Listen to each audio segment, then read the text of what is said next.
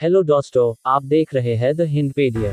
मैं आज आपको भूपत डाकू के बारे में बता रहा हूँ जिसने 1949 से 1952 तक भारत के राजस्थान और गुजरात राज्य में बहुत उत्पात मचाया और उसके बाद पाकिस्तान भागकर वहां शरण ले ली।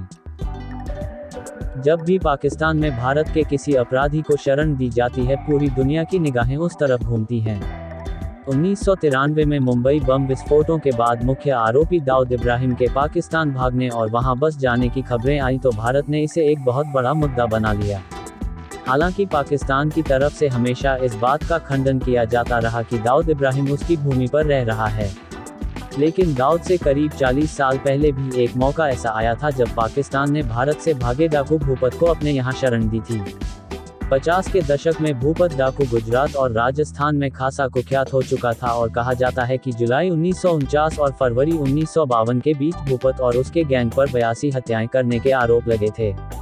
इनमें से आखिरी 2 हत्याएं फरवरी 1952 में की गई थीं।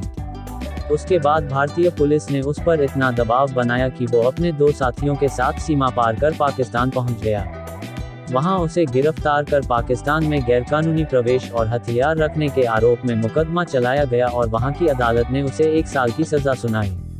मशहूर किताब the people next door the curious history of India's relation with Pakistan के लेखक और पाकिस्तान में भारत के उच्चायुक्त रह चुके डॉक्टर TCA राघवन बताते हैं, इसके बारे में मैंने एक फाइल देखी थी जो मेरे पास डिक्लासिफाई करने के लिए आई थी ताकि उसे नेशनल आर्काइव्स में भेजा जा सके।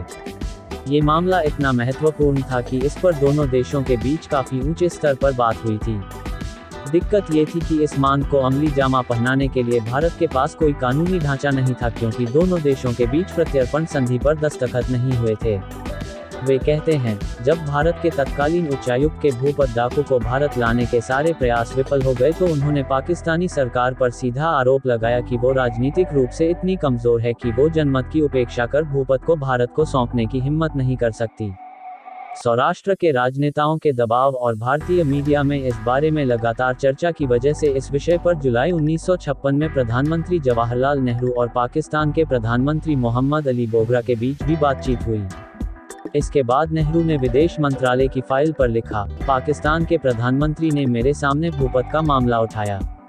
मेरे ख्याल से इस बारे में पहल उनकी तरफ से हुई। श्री बोगरा ने कहा कि वो पूरी तरह से इस बात पर सहमत हैं कि भूपत को बढ़ावा नहीं दिया जाना चाहिए। उसे भारत वापस भेजने के बारे में उन्होंने ये कहकर हाथ झाड़ लिए कि दोनों देशों के बीच प्रत्यर्पण संधि नहीं है। उन्होंने ये कहा कि उसे भारतीय प्रशासन को सूचित करने के बाद भारतीय सीमा पर छोड़े जाने की बात सोची जा सकती है।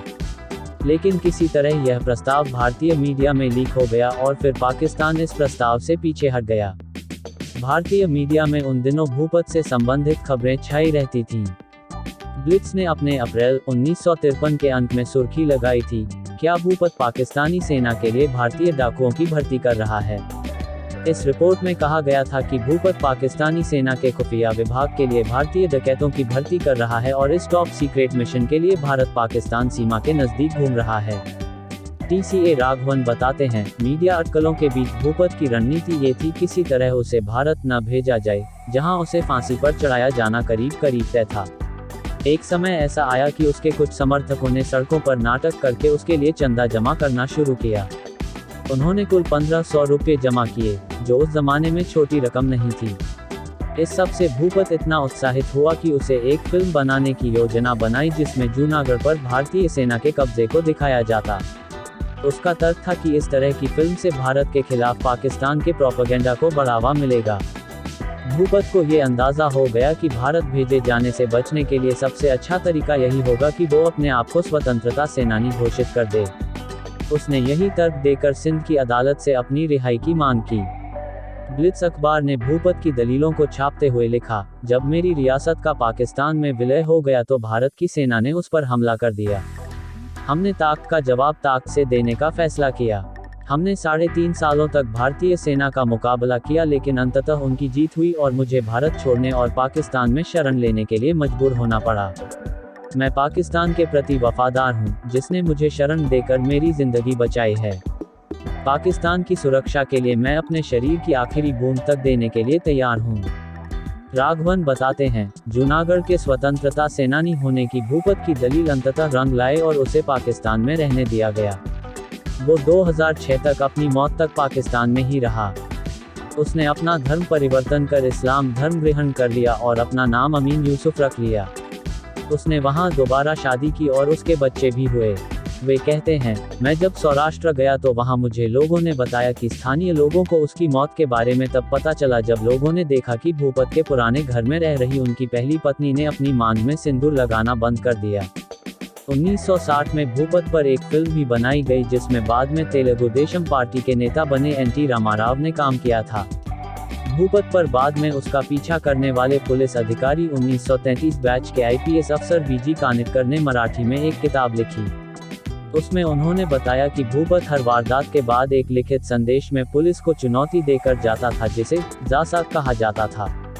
कानिटकर लिखते हैं कि वो उन्हें हमेशा दीकरा कहकर संबोधित करता था, जबकि वो उम्र में उनसे 10 साल छोटा था। दीकरा का अर्थ होता है बेटा।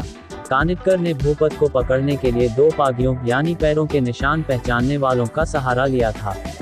एक पुलिस मुठभेड़ में उसके साथी देवायत की मौत के बाद भूपत ने अपने 3 साथियों के साथ पाकिस्तान भागने का फैसला किया। उनमें से एक साथी अमर सिंह कुछ दिनों बाद वापस भारत लौट आया। बाद में खबर आई कि भूपत ने जेल से छूटने के बाद दूध बेचने का धंधा शुरू कर दिया था। कानिटकर 1969 में सीआरपीएफ के महानिदेशक बनकर रिटायर हुए।